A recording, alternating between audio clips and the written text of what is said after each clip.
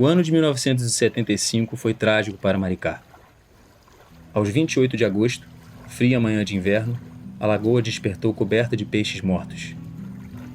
Quando o sol terminou de dissipar a névoa e seus raios multiplicaram as reverberações prateadas em toda a superfície, como se esta não fosse mais do que um imenso espelho estilhaçado, os pescadores tiveram a certeza de que o espectro da fome tinha começado a rondar.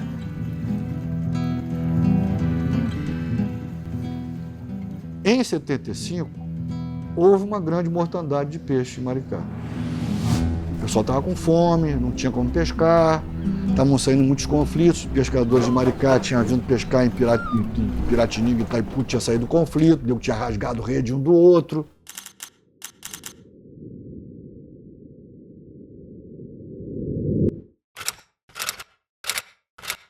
Na época, Melo trabalhava em um projeto do governo do estado. Porque nós tínhamos que fazer um levantamento, mais ou menos por unidade doméstica, quantas pessoas tinham para você fazer um cálculo com quantos quilos de farinha, de açúcar, você ia distribuir batata, você ia distribuir. E fui para um lugar chamado Barra de Maricá. E lá em Barra de Maricá, eu ouvi pela primeira vez a referência à abertura da barra. Tinha um trator que começou a abrir um canalzinho na duna, um cômoro da laguna e do mar, para ligar a água já fedorenta, podre de tanto peixe, 200 toneladas de peixe morto. 2 técnicos nossos levaram os pescadores para o alto da duna onde estava o governador e esse geógrafo. E os caras começaram a meter pau naquilo, dizer que aquilo ali era uma bobagem, né? Que era uma espécie de farsa. Eles não usam essa palavra, quem usa essa categoria sou eu. Então a gente era uma pedra no sapato dessa estrutura tradicional da Secretaria de Agricultura. Porque nós não achamos que nós temos nada para aprender com o pescador, o biólogo. Só estou dizendo, eu demorei mais de 25 anos, na época, para encontrar um biólogo para conversar comigo sobre isso. Durante essa tragédia, Melo conheceu o povoado de Zacarias, uma das comunidades mais antigas de Maricá. Lá, soube da pesca de galho, que parecia ter uma conexão misteriosa com a abertura da barra. Mas que farsa era essa que os pescadores apontavam e o Estado se recusava a ouvir? A paradisíaca Restinga de Maricá era alvo da especulação imobiliária. Um plano de urbanização estava em curso e uma estrada recém-construída obstruía os antigos acessos das barras nativas. Os moradores enxergavam nesse processo a causa da mortandade de peixes e da fome que assolava a região. Afinal, qual a relação entre a pesca de galho e a abertura da barra? Por que aquela barra, feita pelo poder público, estava fadada ao fracasso? O povoado, portanto, hoje, como no passado, não se deixava reduzir pela cidade, constituindo-se numa verdadeira, autêntica aldeia dos irredutíveis. Porque você não pode ser proprietário do mar, né? E você não pode ser proprietário dos peixes, porque os peixes não são uma população estabulada, como vaca, está presa lá. Peixes são populações naturais, elas viajam para lá e para cá. Então, na realidade, você pode ter regras, uma espécie de direito, né, que regule as atividades pesqueiras por um determinado grupo, cujo conhecimento é sempre um conhecimento local. Então, nenhum pescador realmente importante responderá a você com enunciados determinísticos. Jamais. Será sempre probabilístico, porque as variáveis são múltiplas.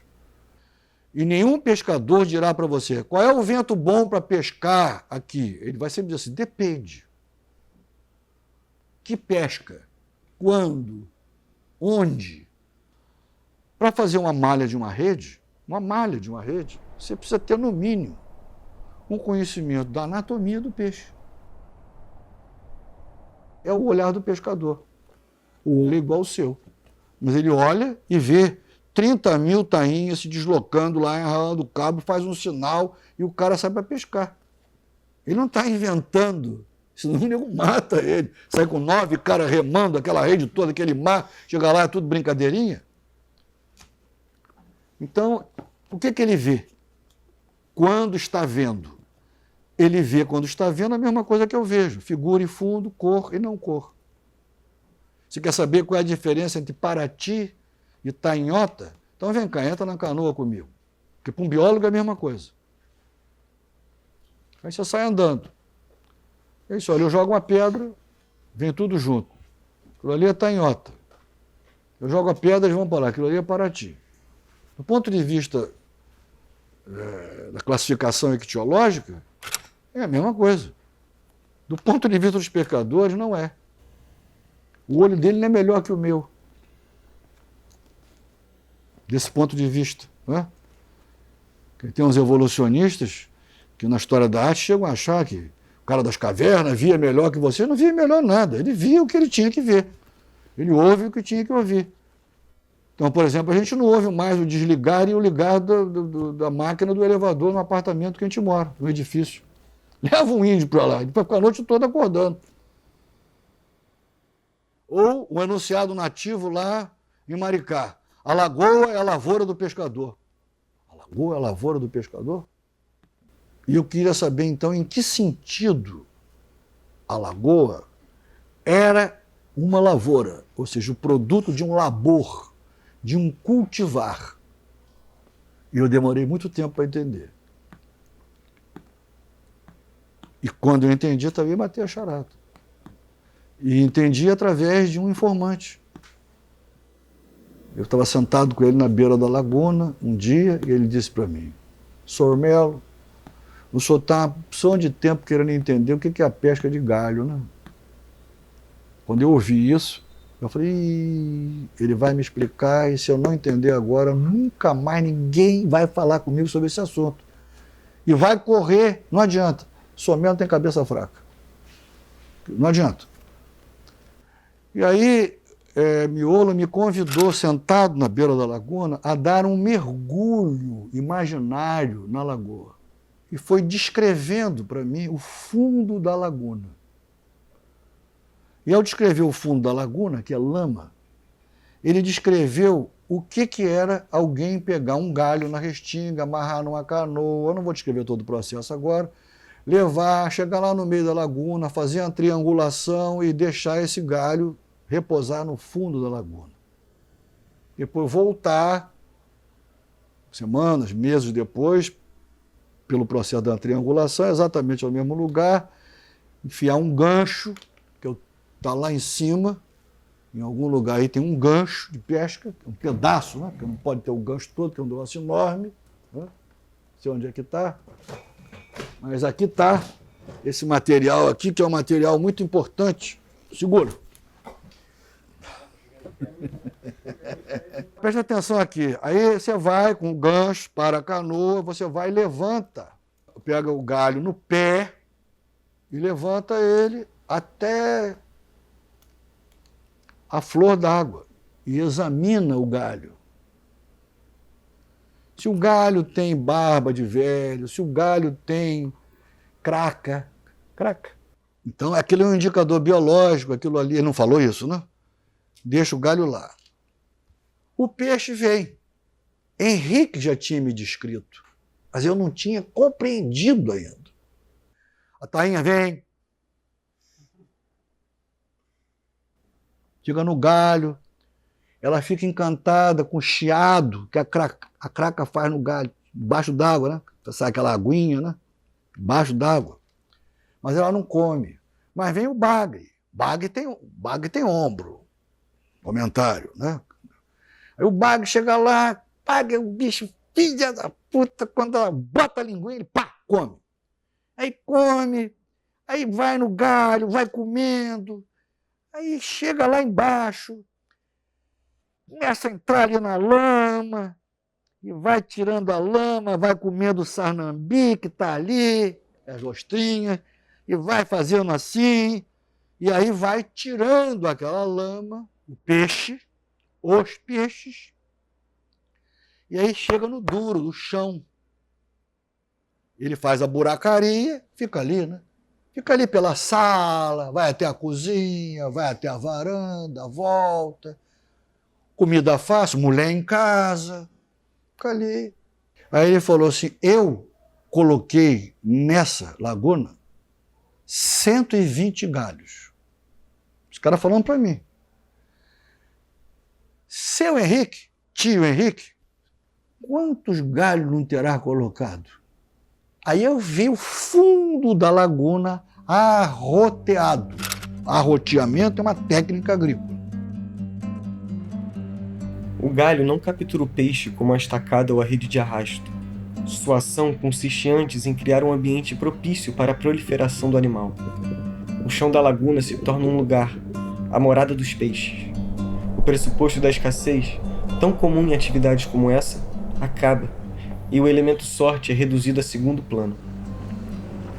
A pesca de galho garante regularidade e transforma o pescador em um agricultor, cujos campos de cultivo permanecem guardados sob a vasta lâmina d'água.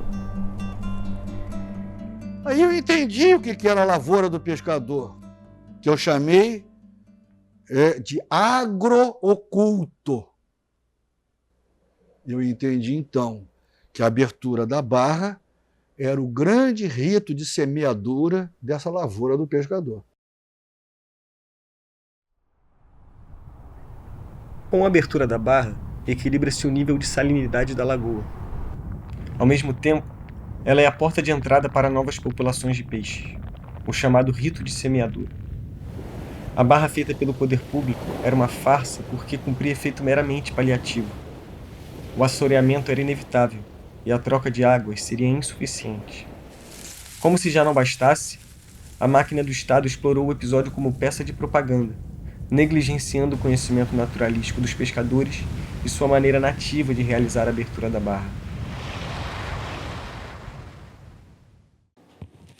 Descortinando-se para mim, então, a teoria nativa do manejo do complexo e delicado sistema lacustre pelos pescadores, teoria a qual denominei fisiocracia agreste.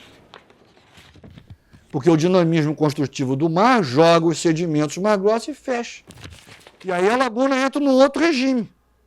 Aí os peixes, depois tem que abrir outra vez.